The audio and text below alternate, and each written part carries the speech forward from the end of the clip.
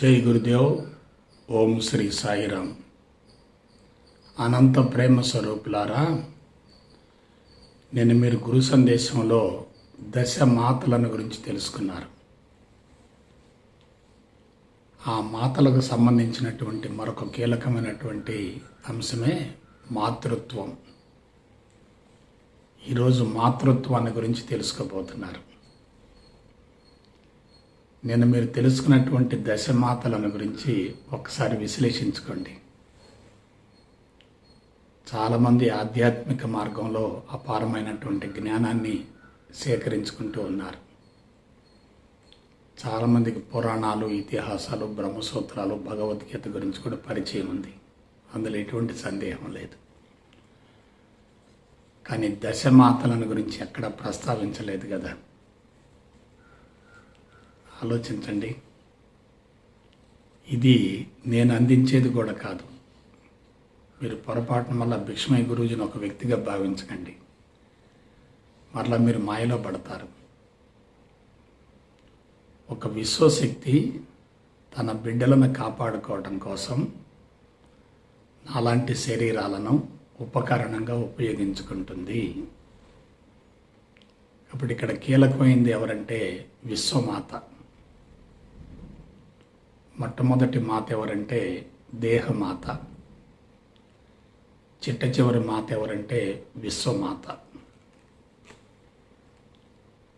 అయితే అటువంటి విశ్వమాతను గురించి సమూలంగా తెలుసుకోగలిగితే దేహమాత గురించి అవగాహన అవుతుంది.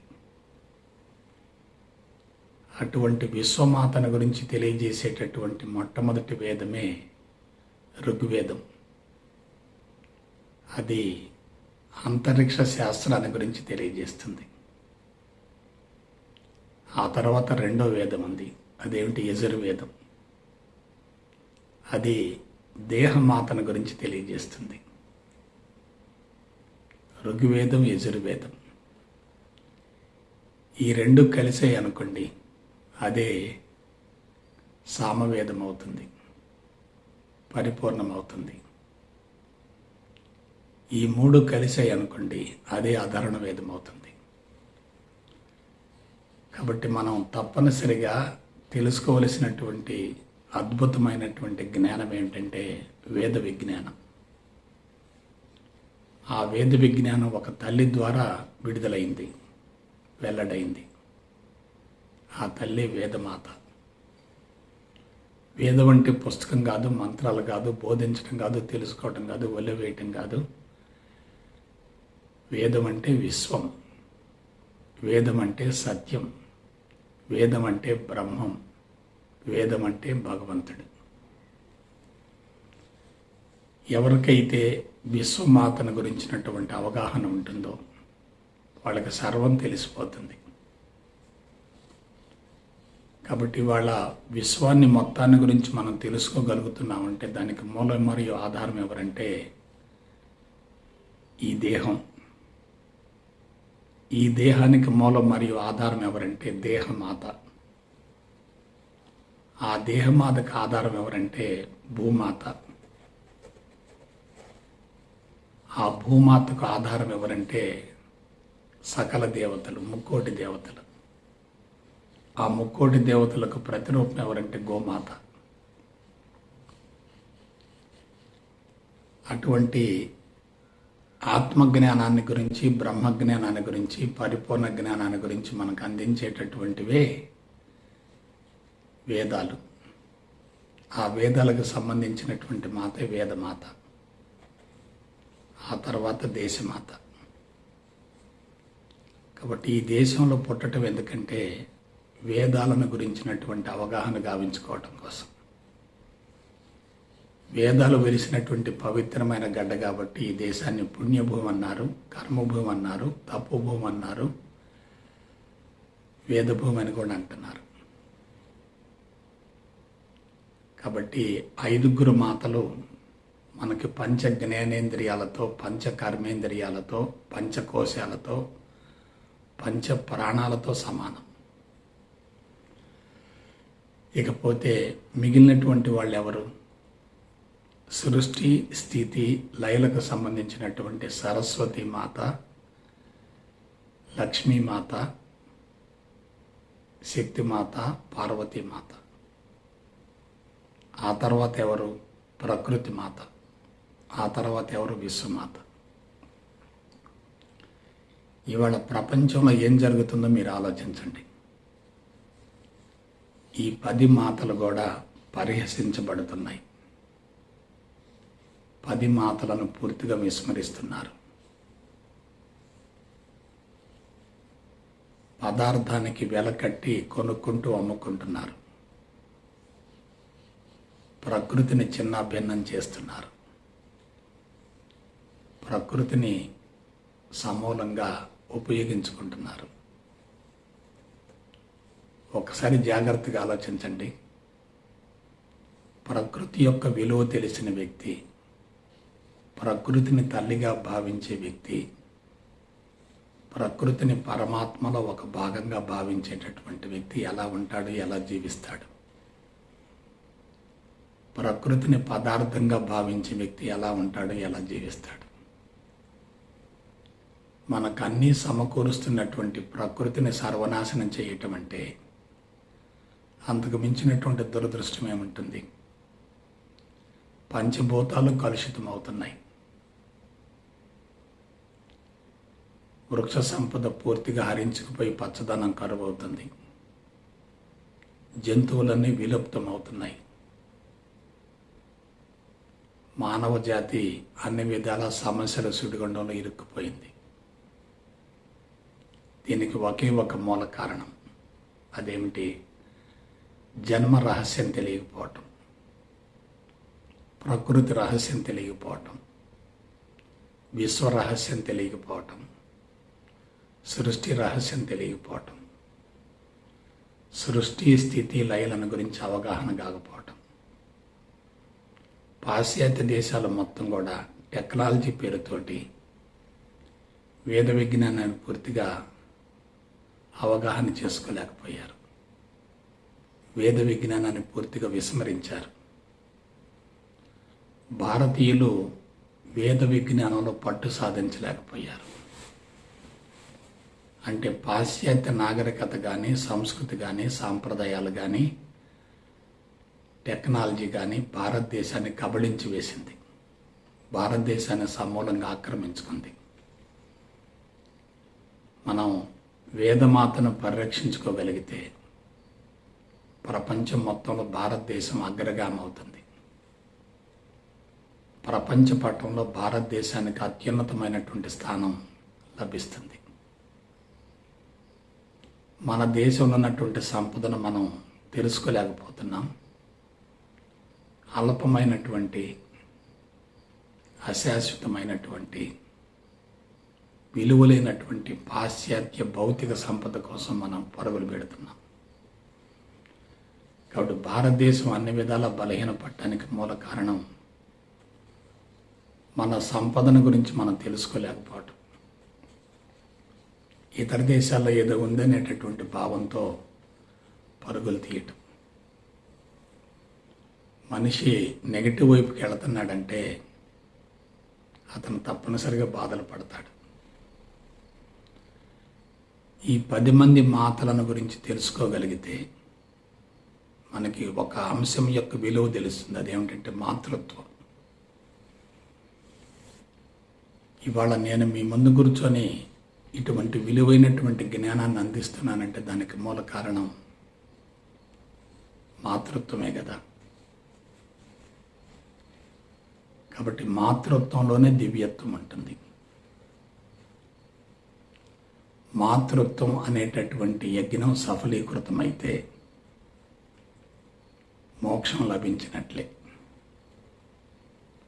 మాతృత్వం అనేటటువంటి యజ్ఞం సఫలీకృతం కాకపోతే మనిషి బంధాల్లో పడ్డట్లే. జన్మలు పొడిగించబడతాయి, కర్మలు కూడా పొడిగించబడతాయి. సో మాతృత్వం అంటే ఏమిటి? 10 మాతల యొక్క సమ్మేళనమే మాతృత్వం అంటే. కాబట్టి మాత అనే పదాన్ని ఎందుకు వాడామంటే శక్తికి ప్రతిరూపం. మరొకసారి చెప్తున్నాను, ప్రకృతి గొప్పదా, పురుషుడు గొప్పవాడా? క్షేత్రం గొప్పదా, క్షేత్రజ్ఞుడు గొప్పవాడా? క్షేత్రమే గొప్పది, ప్రకృతే గొప్పది, భౌతిక జగత్తే గొప్పది, ప్రపంచమే గొప్పది. కనిపించేటటువంటి మాతలందరూ కూడా మాతృత్వానికి ప్రతిరూపాలే. కాబట్టి మనకు జన్మనిచ్చినటువంటి దేహమాత, ఆహారాన్ని సమకూర్చేటటువంటి భూమాత, సకల దేవతలకు ప్రతిరూపమైనటువంటి గోమాత, ఆర్య సంతతికి నిలయమైనటువంటి దేశమాత, ఆర్య సంతతి వెలుగులోకి తెచ్చినటువంటి వేద విజ్ఞానానికి పుట్టినిలైనటువంటి వేదమాత, మనకి జ్ఞానాన్ని ప్రసాదించేటటువంటి జ్ఞానమాత, పోషణకు సంబంధించినటువంటి ఐశ్వర్యమాత, కర్మలు కరిగించుకోవటానికి అవసరమైనటువంటి శక్తిని ప్రసాదించేటటువంటి పార్వతీమాత, మనకి పంచభూతాల్ని సమతుల్యంలో ఉంచి మన జీవితాలకు అర్థం పరమార్థం చేకూర్చి మనల్ని నిరంతరం కాపాడుతూ సంరక్షిస్తూ ఉండేటటువంటి ప్రకృతి మాత, నిర్దిష్టమైనటువంటి సూత్రాలతో గ్రహాలు, ఉపగ్రహాలు, కుటుంబాలు, కూటములు, మండలాలు, పాలపందులతో కూడినటువంటి విశ్వమాత, అందరూ కూడా మాతృత్వానికి ప్రతిరూపాలి. మనం ఎప్పుడైతే అందరిని గురించి తెలుసుకుంటామో అదే పరిపూర్ణ జ్ఞానం అవుతుంది. కాబట్టి ఈ దేహం ఎలా వచ్చింది, ఎక్కడి నుంచి వచ్చింది? ఈ దేహంలో విశ్వమాత ఉంది, ప్రకృతి మాత ఉంది, దేశమాత ఉంది, వేదమాత ఉంది, ఆ తర్వాత గోమాత కూడా ఉంది, ఆ తర్వాత భూమాత ఉంది, ఆ తర్వాత దేహమాత కూడా ఉంది. ఈ దేహం తల్లి గర్భంలో ఉన్నప్పుడు అది సృష్టి అవుతుంది. తల్లి గర్భం నుంచి బయటకు వచ్చి చనిపోయేంత వరకు అది స్థితి అవుతుంది. చనిపోయిన తర్వాత విచ్ఛిన్నమై విచ్ఛేదనమై పంచభూతాల్లో కలిసిపోయేంత వరకు అది లయమవుతుంది, పార్వతీమాత అవుతుంది. కాబట్టి విశ్వానికి మానవుడికి మధ్య అవినాభావ సంబంధం ఉంది. మానవుడు విశ్వం నుంచి వచ్చాడు, మరలా తిరిగి విశ్వంలో కలిసిపోతాడు. విశ్వంలో ఏముందో మానవుల్లో కూడా అదే ఉంది. విశ్వం అంతట్లో దశమాతలు ఉన్నారు, మానవ దేహంలో కూడా దశమాతలు ఉన్నారు. అటువంటి దశమాతలను గురించి, విశ్వాన్ని గురించి తెలుసుకునేటటువంటి అవకాశం ఉన్నటువంటి ఒకే ఒక జాతి ఈ మానవ జాతి. అందువల్ల మానవుడు మహోన్నతుడు, మానవుడు మహాత్ముడు, మానవుడు పరిపూర్ణుడు, మానవుడు సర్వజ్ఞుడు, మానవుడు త్రికాలజ్ఞుడు, మానవుడు సత్యదర్శకుడు. మానవుడు విశ్వాన్ని శాసించగలుగుతాడు, విశ్వాన్ని తన ఆధీనంలోకి తీసుకోగలుగుతాడు. ప్రకృతి సూత్రాలను, విశ్వ కదలికలను సమూలంగా అధ్యయనం చేసి భూమండలాన్ని స్వర్గంగా మార్చగలుగుతాడు. అది ఎప్పుడు సాధ్యమవుతుంది? సర్వజ్ఞతతో, పరిపూర్ణతతో, త్రికాలజ్ఞతతో, సత్యదర్శనంతో ప్రపంచ బాధ్యతను స్వీకరించగలగాలి. ఎప్పుడైతే పరిపూర్ణత ఉంటుందో ప్రపంచ బాధ్యతను స్వీకరించేటటువంటి అవకాశం ఉంటుంది. ఎప్పుడైతే పరిపూర్ణత్వం లేకుండా ప్రపంచ బాధ్యతను స్వీకరిస్తామో ప్రపంచం తిరస్కరిస్తుంది, వ్యతిరేకిస్తుంది, ఆదరించే ప్రసక్తి లేదు. కాబట్టి మానవ దేహం అనేది విశ్వానికి ప్రతిరూపం. విశ్వంలో ఉన్నది మొత్తం మానవుల్లో ఉంది. విశ్వాన్ని గురించి అవగాహన చేసుకునేటటువంటి స్థాయి మానవుడికి ఉందంటే మానవుడు విశ్వం రెండు ఒకటే కదా. మానవుడి దేహం పరిమితం కావచ్చు, కానీ మానవుడి ప్రజ్ఞ మాత్రం అనంతం. కాబట్టి ఎప్పుడైతే అనంతమైన ప్రజ్ఞతో మానవుడు జీవిస్తూ ఉంటాడో అతనికి సర్వస్వం తెలిసిపోతుంది. అందుకు మనకు ఉపయోగపడేది ఒక్కటే, అదేమిటి? మాతృత్వం. దేహమాత యొక్క విలువ తెలియాలి, భూమాత యొక్క విలువ తెలియాలి, గోమాత యొక్క విలువ తెలియాలి, దేశమాత యొక్క విలువ తెలియాలి, వేదమాత యొక్క విలువ తెలియాలి, సరస్వతి, లక్ష్మి, పార్వతి మాతల యొక్క విలువ తెలియాలి, ప్రకృతి విలువ తెలియాలి. విశ్వమాత అనంతమైనటువంటి స్థితిలో ఉంది అని తెలుసుకొని విశ్వ దర్శనం గావించుకోగలగాలి. కాబట్టి మానవుడు కేవలం శరీరం కాదు, స్థూలంగా కనిపించేటటువంటి శరీరం కానే కాదు. మానవుడి దేహం పరిమితం, కానీ ఆలోచన పరిధి మాత్రం అనంతం. ఎప్పుడైతే మాతృత్వం అనే యజ్ఞం సఫలీకృతం అవుతుందో జీవితం సార్థకమవుతుంది. మాతృత్వం అనేటటువంటి యజ్ఞం సఫలీకృతం కాకపోతే జీవితం సమూలంగా గాడి తప్పుతుంది. అందుకు పరిపూర్ణత్వంతో కూడినటువంటి, సర్వజ్ఞతతో కూడినటువంటి, త్రికాలజ్ఞతతో కూడినటువంటి, సత్యదర్శనం గావించుకున్నటువంటి ఋషులు మనకు అందించినటువంటి వేద విజ్ఞానం అద్భుతంగా దోహదపడుతుంది. అయితే ఆ వేద విజ్ఞానం అనేది పుస్తకాల్లో లభించేది కాదు, చదివేది కాదు, ఒళ్ళవేసేది కాదు, తెలుసుకునేది కాదు, బోధించేది కాదు, బట్టి పట్టేది కాదు, మరొకళ్ళ ద్వారా అందేది కూడా కాదు. అది నీలోనే ఉంది, నాలో కూడా ఉంది, మనందరిలో కూడా ఉంది. పరిశోధన అనేది ఎక్కడా లేదు, గుర్తించటం మాత్రమే ఉంది. అజ్ఞానం అంటే చీకటి, జ్ఞానం అంటే వెలుగు. అజ్ఞానం అనే అంధకారం సమూలంగా తొలగిపోవాలంటే జ్ఞానం అనేటటువంటి వెలుగు కావాలి, జ్ఞాన జ్యోతి కావాలి.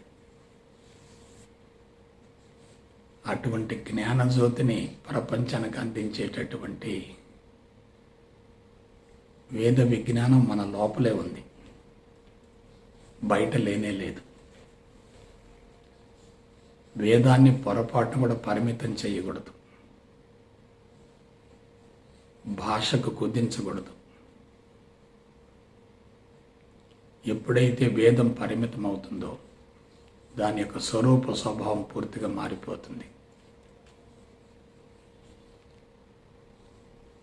వేదాన్ని విశ్వంగా భావించగలిగితే, భగవంతుడిగా భావించగలిగితే, పరమాత్మగా భావించగలిగితే, సత్యంగా భావించగలిగితే అప్పుడు మనిషి అనంతంగా విస్తరించగలుగుతాడు.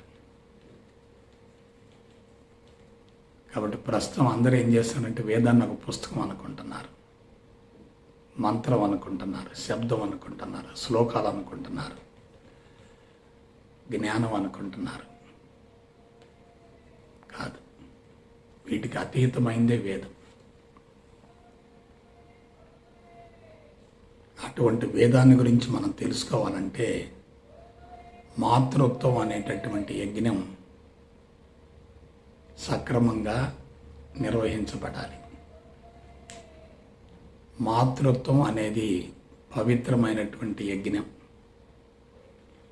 చాలామంది లోక కళ్యాణం కోసం, ప్రకృతిని ప్రసన్నం చేసుకోవటం కోసం, సమాజం సుభిక్షంగా ఉండటం కోసం, మానవ జాతి ప్రశాంతంగా ఉండటం కోసం యజ్ఞాలు చేస్తూ ఉంటారు. ఆ యజ్ఞాలు అనేవి పవిత్రమైన సంకల్పంతో చేస్తూ ఉంటారు. సంకల్పం లేకుండా యజ్ఞం జరగదు. సంకల్పంతో యజ్ఞం కొనసాగించేటట్లయితే ఆ సంకల్పం తప్పనిసరిగా నెరవేరుతుంది.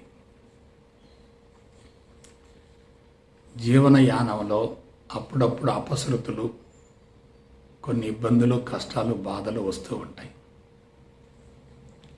అయితే వాటి నుంచి బయటపడాలంటే మనం ఏం చేయాలంటే యజ్ఞం చేయాలి. ఆ యజ్ఞం చేయబోయే ముందు అందుకు అవసరమైనటువంటి బాధలను గురించి, కష్టాలను గురించి, ఇబ్బందుల గురించి తెలుసుకోవాలి. తెలుసుకుని వాటిని నెరవేర్చడం కోసం ఒక బలమైనటువంటి సంకల్పం పెట్టుకోవాలి. ఆ సంకల్పం నెరవేరటం కోసం యజ్ఞం చేయాలి. చిత్తశుద్ధితో యజ్ఞం చేసామనుకోండి, సంకల్పం నెరవేరుతుంది. ఒక చిన్న ఉదాహరణ చెప్తాను. వర్షాలు పట్టలేదు, అనావృష్టి ఎక్కువగా ఉంది, కరువు రక్కసి మానవాడిని కాటేస్తుంది, భూమాత వెలవెల్లాడిపోతుంది, ఎండిపోతుంది, పచ్చదనం కరువు అవుతుంది, ప్రకృతి కళావిహీనమవుతుంది. కాబట్టి మనం ఎటువంటి సంకల్పం పెట్టుకోవాలి? ప్రకృతి సుభిక్షంగా ఉండాలి, భూమాత చల్లగా ఉండాలి, మానవాళికి అవసరమైనటువంటి సౌకర్యాలు మొత్తం కలగజేసేటటువంటి ప్రకృతి, భూమాత ఇద్దరు కూడా సుభిక్షంగా ఉండాలి. అందుకోసం అని చెప్పి మనం దేవతలను ప్రార్థించాలి. ఆ దేవతలు కరుణించి మన సంకల్పాలు నెరవేరుస్తాడు. ఎప్పుడు కరుణిస్తాడు? మన సంకల్పం వ్యక్తిగతంగా ఉండకూడదు, సంకల్పం దుర్వినియోగపడకూడదు, సంకల్పం వినాశనాత్మకంగా ఉండకూడదు, విచ్ఛిన్నకరంగా ఉండకూడదు. మరి సంకల్పం ఎలా ఉండాలి? లోక కళ్యాణం కోసం ఉండాలి, సమాజానికి మేలు చేసే విధంగా ఉండాలి, సమాజానికి ఉపయోగపడే విధంగా ఉండాలి, సమాజాన్ని మంచి మార్గం వైపుకు మళ్లించే విధంగా ఉండాలి. అటువంటి సంకల్పం పెట్టుకొని యజ్ఞం చేశామనుకోండి, దేవతలు ప్రసన్నులవుతారు, ఆశీర్వదిస్తారు, సంకల్పాలు నెరవేరుస్తారు, యజ్ఞం సఫలీకృతం అవుతుంది. అదే వ్యక్తిగత అవసరాల కోసం, వినాశనం కోసం, శత్రు సంహారం కోసం, రక్తపాతం కోసం, అశాంతిని, కల్లోలాలను సృష్టించే విధంగా ఉందనుకోండి, ఆ యజ్ఞం సఫలీకృతం కాదు. ఒకవేళ యజ్ఞం నిర్వహించినటువంటి వ్యక్తికి కొన్ని వరాలు వచ్చినా ఆ వరాలు అతన్నే సర్వనాశనం చేస్తాయి. కాబట్టి ఎవరి కోసం యజ్ఞం చేయాలి? లోక కళ్యాణం కోసం యజ్ఞం చేయాలి. మానవాళి ప్రశాంతంగా ఉండటం కోసం యజ్ఞం చేయాలి. ప్రకృతి మాతను కాపాడటం కోసం యజ్ఞం చేయాలి. అతివృష్టి, అనావృష్టి నుండి మానవాళిని సమూలంగా విడుదల గావించడం కోసం యజ్ఞాలు చేయాలి. కాబట్టి మాతృత్వం అనేటటువంటి యజ్ఞం కూడా మంచి సంకల్పంతో జరగాలి. ఆ సంకల్పం ఎవరు పెట్టుకోవాలి? మాతృత్వం అనేటటువంటి యజ్ఞం చేసేవాళ్ళు సంకల్పం పెట్టుకోవాలి. ఆ మాతృత్వం అనేటటువంటి యజ్ఞం చేసేది ఎవరు? ప్రకృతి పురుషుడు, క్షేత్రము క్షేత్రజ్ఞుడు, ఆధేయము ఆధారం. కాబట్టి అటువంటి భావంతో ఎవరైతే యజ్ఞం చేస్తారో, నేను భగవంతుడను అనే భావన ఎప్పుడైతే అంతరంగంలో బీజంగా పడుతుందో, ప్రకృతి మాతను ఎవరైతే భగవంతుడిగా భావిస్తారో, వాళ్ళు చేసేటటువంటి యజ్ఞం అద్భుతంగా సఫలీకృతమవుతుంది. కాబట్టి ప్రకృతి అంటే ఎవరు? స్త్రీ. పురుషుడు అంటే ఎవరు? తండ్రి. సృష్టి సృష్టికర్త. సృష్టి అంటే ప్రకృతి, సృష్టికర్త అంటే పురుషుడు. క్షేత్రం అంటే ప్రకృతి, క్షేత్రజ్ఞుడు అంటే పురుషుడు. ప్రకృతి పురుషులు ఇరువురు కూడా మాతృత్వం అనేటటువంటి యజ్ఞం సఫలీకృతం కావటం కోసం, నెరవేరటం కోసం మంచి సంకల్పంతో కార్యక్రమాన్ని ప్రారంభించాలి. ఎప్పుడైతే మాతృత్వం అనేటటువంటి యజ్ఞం పవిత్రమైన భావంతో ప్రారంభమవుతుందో, పవిత్రమైనటువంటి భావంతో నిర్వహించబడుతుందో, లోక కళ్యాణం కోసం దాన్ని మనం కొనసాగించేటట్లయితే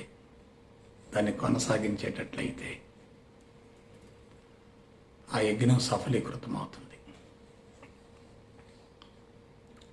పురుషుడి నుండి ఒక బీజం వస్తుంది, స్త్రీ నుండి మరొక బీజం వస్తుంది. పురుషుడి నుండి వచ్చేటటువంటి బీజం, స్త్రీ నుండి వచ్చేటటువంటి బీజం రెండు కలిసిపోయి పరిపూర్ణ బీజం అవుతుంది. పురుషుడి బీజం కలుషితంగా ఉన్నా, స్త్రీ బీజం కలుషితంగా ఉన్నా, చేసేటటువంటి యజ్ఞం కలుషితంగా ఉంటుంది, చెడు సంకల్పాలతో కూడి ఉంటుంది. కాబట్టి అటువంటి యజ్ఞం ద్వారా చెడు జరుగుతుంది, మంచి జరగదు. కాబట్టి మనం యజ్ఞం చేసేటప్పుడు ఎటువంటి మంచి సంకల్పం పెట్టుకుంటామో, సంతానాన్ని కనేటప్పుడు కూడా అటువంటి సంకల్పం పెట్టుకోవాలి. కాబట్టి స్త్రీ పురుషులు ఇద్దరు కూడా దశమాతలను దృష్టిలో ఉంచుకొని విశ్వం మొత్తాన్ని దేవాలయంగా భావిస్తూ తమను తాము దేవతలుగా, దేవుళ్ళుగా ఊహించుకుంటూ మాతృత్వం అనేటటువంటి యజ్ఞంలో పాల్గొంటే ఆ యజ్ఞం యొక్క ఫలితంగా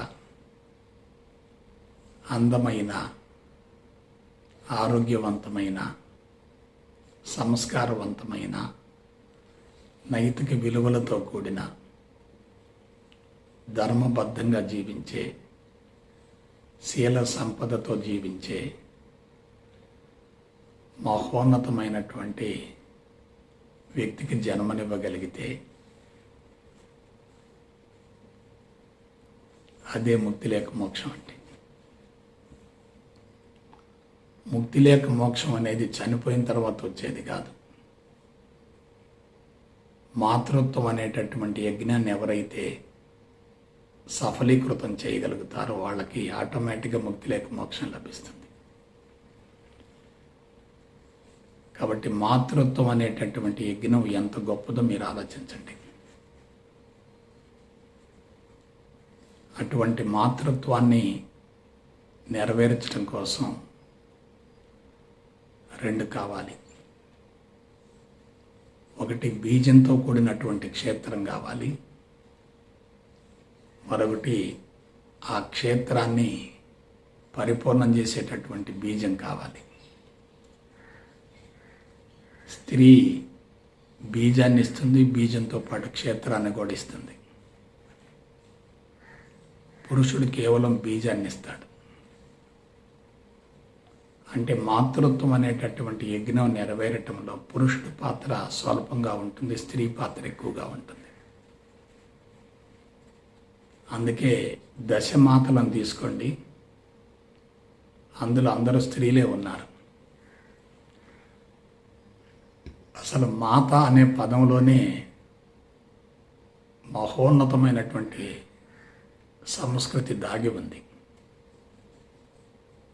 అందుకే మాతృదేవోభవ అంటారు. ముందు తల్లి, తర్వాతనే తండ్రి. కాబట్టి మనం పూజించవలసింది, గౌరవించవలసింది, ప్రేమించవలసింది, ఆరాధించవలసింది, నిరంతరం కాపాడుకోవలసింది ఎవరంటే దేహమాత. ఆ దేహమాతకు అన్నీ సమకూర్చేటటువంటి ప్రకృతి మాత. దేహమాతను, ప్రకృతి మాతను కాపాడుకోమని చెప్పి ఆదేశించినటువంటి అద్భుతమైనటువంటి విజ్ఞానమే వేదాంతం. అటువంటి వేదాంతం వెలిసినటువంటి పవిత్రమైన గడ్డే మన భారతదేశం.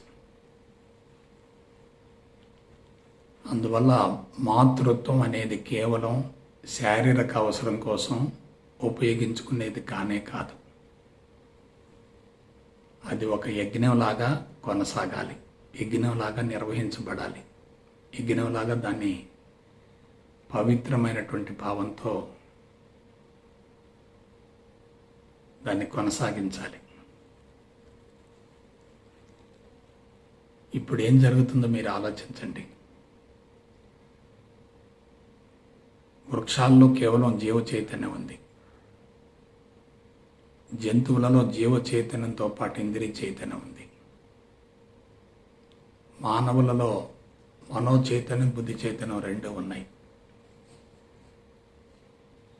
ఆ తర్వాత మానవులు ఎక్కడికి వెళ్ళాలి? దివ్యత్వం వైపుకి వెళ్ళాలి. ఆ తర్వాత విశ్వంలో కలిసిపోవాలి. విశ్వంలో కలిసిపోవటం అంటే శుద్ధ చైతన్యంలో కలిసిపోవటమే. కాబట్టి పంచభూతాలలో జడ చైతన్యం ఉంది, వృక్షాలలో జీవ చైతన్యం ఉంది, జంతువులలో ఇంద్రియ చైతన్యం ఉంది, మానవులలో మనో చైతన్యం, బుద్ధి చైతన్యం 2 ఉన్నాయి. ఈ మనో చైతన్యం, బుద్ధి చైతన్యం 2 కూడా వికసించేటట్లయితే, విస్తరించేటట్లయితే దివ్య చైతన్యం వస్తుంది.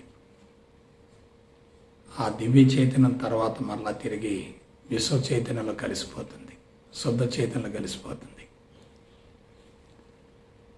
వీటన్నిటికీ మూలమైంది, కీలకమైంది ఏమిటంటే హృదయ మట్టం వికసించాలి. మనిషి సంకుచితంగా, స్వార్థంగా ఉన్నప్పుడు హృదయ మట్టం మూసుకొని ఉంటుంది, పరిమితంగా ఉంటుంది. మనిషి స్వార్థాన్ని, సంకుచిత తత్వాన్ని వదిలేశాడనుకోండి, బుద్ధి మట్టం వికసిస్తుంది, విస్తరిస్తుంది. అదే హృదయ మట్టంగా రూపాంతరం చెందుతుంది. అందుకు మనిషికి ఏం కావాలి? 10 మాతలను గురించినటువంటి అవగాహన ఉండాలి. మాతృత్వం అనేటటువంటి యజ్ఞాన్ని ఎలా నెరవేర్చాలో తెలుసుకోవాలి. ఆ మాతృత్వం అనేటటువంటి యజ్ఞం నెరవేర్చడం కోసమే ఈ దేహాన్ని దేహమాత నాకు ప్రసాదించింది అనుకోవాలి. ఈ దేహానికి ఎంతమంది సహాయం చేస్తున్నారో దేహాన్ని ఎంతమంది రక్షిస్తున్నారో, పరిరక్షిస్తున్నారో, ఈ దేహాన్ని ఎంతమంది కాపాడుతున్నారో, ఎంతమంది రక్షిస్తున్నారో, ఎంతమంది పరిరక్షిస్తున్నారో, ఎంతమంది సహకరిస్తున్నారో స్పష్టంగా తెలుసుకోవాలి. కాబట్టి ఈ దేహం ఎందుకోసం వచ్చింది? యజ్ఞం కోసం వచ్చింది. యజ్ఞం ద్వారా వచ్చింది. ఆ యజ్ఞం పవిత్రంగా నెరవేరితేనే వచ్చింది. యజ్ఞం పవిత్రంగా నెరవేరకపోతే, కొనసాగకపోతే ఈ దేహం వచ్చేది కాదు, ఇలా ఉండేది కూడా కాదు. అందుకు మనం ధర్మాన్ని గురించి తెలుసుకోవాలి. దేహ ధర్మాన్ని గురించి తెలుసుకోవాలి. గృహస్థ ధర్మాన్ని గురించి తెలుసుకోవాలి. వానప్రస్థ ధర్మాన్ని గురించి తెలుసుకోవాలి. సన్యాసి ధర్మాన్ని గురించి తెలుసుకోవాలి. వీటన్నిటి గురించి మనం తెలుసుకున్నాం అనుకోండి, ఈ దేహాన్ని దేవాలయంగా భావిస్తాం. ఆ దేహంలో ఉన్నది జీవుడు కాదు, దేవుడు అనే భావన కలుగుతుంది. దేహం దేవాలయమైనప్పుడు, దేహంలో దేవుడు ఉన్నప్పుడు ఆ మనిషి దివ్యత్వానికి, దివ్య చైతన్యానికి దగ్గరగా ఉంటాడు కదా. అటువంటి వ్యక్తిలో కామం కానీ, క్రోధం కానీ, లోభం కానీ, మోహం కానీ, మదం కానీ, మాత్సర్యం కానీ, దానవత్వం కానీ ఉండవు కదా. అందుకు మనం ఏం చేయాలి?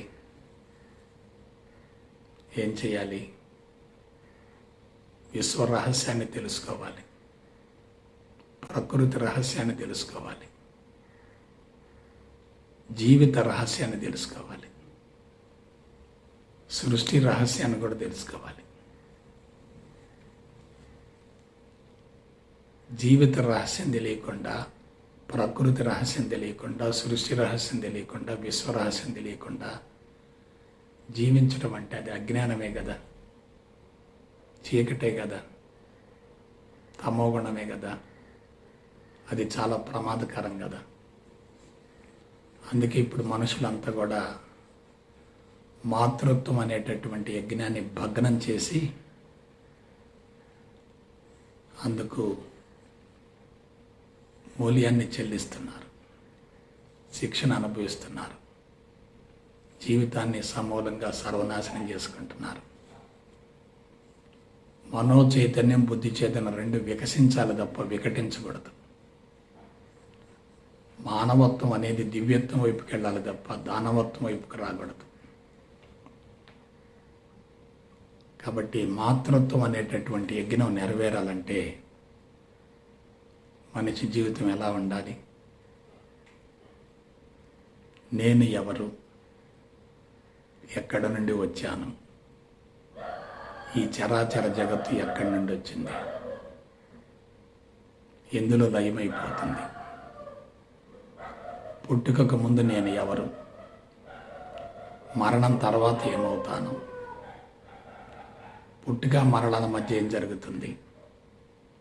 బంధాలేమిటి, అనుబంధాలేమిటి, ఆస్తులేమిటి, అంతస్తులేమిటి, భార్య బిడ్డలేమిటి? వీటన్నిటి గురించినటువంటి సమూలమైనటువంటి, సమగ్రమైనటువంటి, పరిపూర్ణమైనటువంటి అవగాహన ఉండాలి. అవగాహనతో జీవించేటట్లయితే జీవితం నందనవనం అవుతుంది. అవగాహన లేకుండా జీవించేటట్టయితే జీవితం సమస్యాత్మకం అవుతుంది. కాబట్టి అవగాహనతో జీవితాన్ని కొనసాగించే వ్యక్తి తప్పనిసరిగా జీవిత పరమార్థం నెరవేర్చుకుంటాడు. అవగాహన లేకుండా జీవించే వ్యక్తి తప్పనిసరిగా సమస్యల సుడిగుండలో చిక్కుకుంటాడు. జీవిత రహస్యం తెలిసిన వ్యక్తికి సృష్టి రహస్యం తెలుస్తుంది. సృష్టి రహస్యం తెలిసినటువంటి వ్యక్తికి ప్రకృతి రహస్యం తెలుస్తుంది. ప్రకృతి రహస్యం తెలిసినటువంటి వ్యక్తికి విశ్వ రహస్యం తెలుస్తుంది. అందుకు ఒకే ఒక ప్రశ్న, నేను ఎవరు? వేరే ఏ ప్రశ్నలొద్దు. నేను అంటే శరీరం కాదు, ఇంద్రియాలు కాదు, మనోబుద్ధులు కాదు, చిత్తం అహంకారాలు కాదు,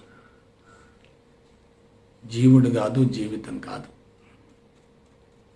మరి నేనెవరు? సాక్షాత్తు భగవంతుడను. నేను భగవంతుడను అనేటటువంటి భావన ఎప్పుడైతే శాస్త్రయుక్తంగా అవగాహన అవుతుందో అది మనోఫలకంలో స్థిరీకరించబడుతుంది, బలమైనటువంటి విత్తనంగా ప్రతిష్ఠించబడుతుంది.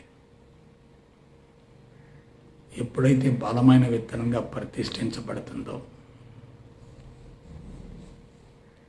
దానిని గురించి పదే పదే మననం చేసుకుంటూ ఉంటే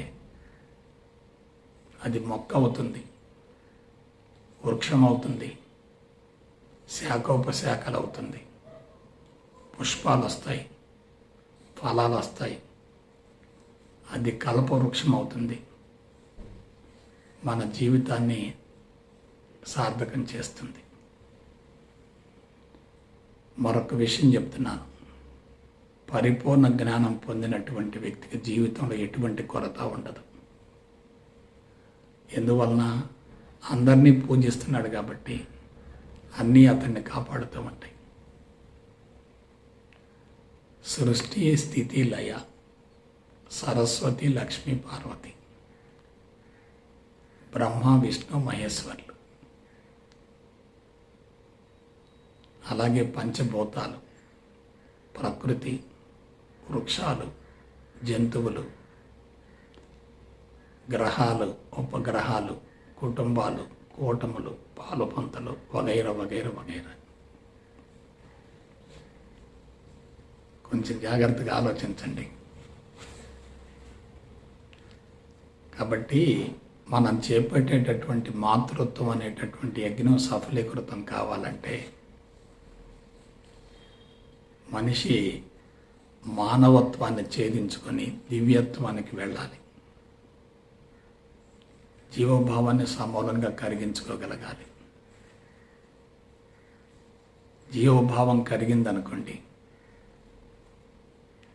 అతడు జీవుడు లేని దేహం అవుతాడు, అతడే దేవుడు అవుతాడు. అటువంటి దేవుడే సామాజిక బాధ్యతను స్వీకరించగలుగుతాడు. సామాజిక బాధ్యతను స్వీకరించిన వ్యక్తి సమాజాన్ని సమ్మోహితం చేయగలుగుతాడు. అంతరంగం పవిత్రంగా ఉన్నప్పుడు అతడు లక్షలాది మంది హృదయాలను స్పృశించగలుగుతాడు. అంతరంగం కలుషితంగా ఉందనుకోండి, ఇతరుల హృదయాలను స్పృశించలేడు. కాబట్టి ప్రస్తుతం ఏం జరుగుతుందో మీరు ఆలోచించండి. అంతరంగంలో పవిత్రత లేకుండా ప్రపంచాన్ని మార్చాలనుకుంటున్నారు. అంతరంగంలో పవిత్రత లేని వ్యక్తులే ప్రపంచాన్ని మార్చే ప్రయత్నం చేస్తున్నారు. అసలు ప్రపంచాన్ని మార్చాలి అనే భావన ఉందంటే అంతరంగంలో పవిత్రత లేనట్లే, జీవభావం బలీయంగా ఉన్నట్లే. జీవభావం బలీయంగా ఉంటే అతడు దేవుడు కాలేడు కదా. కాబట్టి దేవుడు మాత్రమే ప్రపంచాన్ని మంచి మార్గం వైపుకు మళ్లించగలుగుతాడు. ఆ దేవుడికి జీవభావం అనేది ఉండకూడదు. జీవభావం ఉందంటే అతని దేవుడు కానే కాదు. జీవభావం లేకుండా పోవటం అంటే పరిపూర్ణ జ్ఞానం అనుభవంలోకి రావాలి. పరిపూర్ణ జ్ఞానం అంటే శాస్త్రీయత ఉండాలి, భౌతికవాదం ఉండాలి, లౌక్యం ఉండాలి, మనస్తత్వం ఉండాలి, తత్వం ఉండాలి, మతం ఉండాలి, దశ మాతలను గురించి కూడా అవగాహన ఉండాలి. శారీరక, ఇంద్రియ, మానసిక, బుద్ధి, హృదయ మట్టాలు పూర్తిగా కరిగిపోవాలి. సమాన స్థాయిలో పనిచేయాలి. చిత్తమయ కోసం సమూలంగా శుద్ధి కావాలి. ఆత్మయ కోసం తెరుచుకోవాలి. శరీరమే లేదనే భావన కలగాలి. నేనే విశ్వం, విశ్వమే నేననే భావన కలగాలి. అందుకు మాతృత్వం అనేది చాలా కీలకమైంది. మాతృత్వంలో 10 మంది మాతలు ఇమిడి ఉన్నారు, కలిసి ఉన్నారు. ఆ 10 మంది మాతలను పూజించగలిగితే మాతృత్వం అనేటటువంటి యజ్ఞం సఫలీకృతం అవుతుంది. ఆ 10 మంది మాతలను విస్మరిస్తే మాతృత్వం అనే యజ్ఞం సఫలీకృతం కాదు. మనం ఉత్తమమైనటువంటి సంతతిని సమాజానికి కానుకగా అందించగలిగితే అంతరంగం సంతృప్తిగా ఉంటుంది. ఆ సంతృప్తి నుండి ఆనందం బహిర్గతమవుతుంది. ఎప్పుడైతే ఆనందంతో జీవించగలుగుతామో అక్కడ ప్రేమ ఉంటుంది. ప్రేమ అనేది అంతరంగం నుండి ఉప్పొంగుతున్నప్పుడు అది ప్రపంచానికి విస్తరిస్తుంది, వ్యాపిస్తుంది. చుట్టూ ఉన్నటువంటి మానవాళికి ఆ ప్రేమ వర్షం కురుస్తుంది. ప్రేమ వర్షంలో ఆ మానవాళి తడిసిపోతారు, ముద్దయిపోతారు. అటువంటి వ్యక్తులే జీవితాన్ని సార్థకం చేసుకోగలుగుతారు. వాళ్ళ ద్వారానే సత్యయుగ స్థాపన జరగాలి. వాళ్ళే ప్రపంచ బాధ్యతను స్వీకరించాలి. వాళ్ళే ప్రపంచాన్ని ఆదర్శ ప్రపంచంగా తీర్చిదిద్దడంలో నడుం బిగించాలి. అందుకు మనకి అంతరంగ శుద్ధి ముఖ్యం తప్ప వేరే విషయాల గురించి అతిగా ఆలోచించకూడదు. హృదయ మట్టం వికసించే కొలది, అంతరంగం శుద్ధి అయ్యే కొలది ప్రతికూలంగా ఉన్నటువంటి వాతావరణం కూడా అనుకూలమవుతుంది. అందరూ మన వైపుకి పరుగులు పెడతారు. అయస్కాంతం ఏ విధంగానైతే ఇనుప రజన్ని ఆకర్షిస్తుందో మనం కూడా అదే విధంగా కోట్లాది మందిని ఆకర్షించవచ్చు.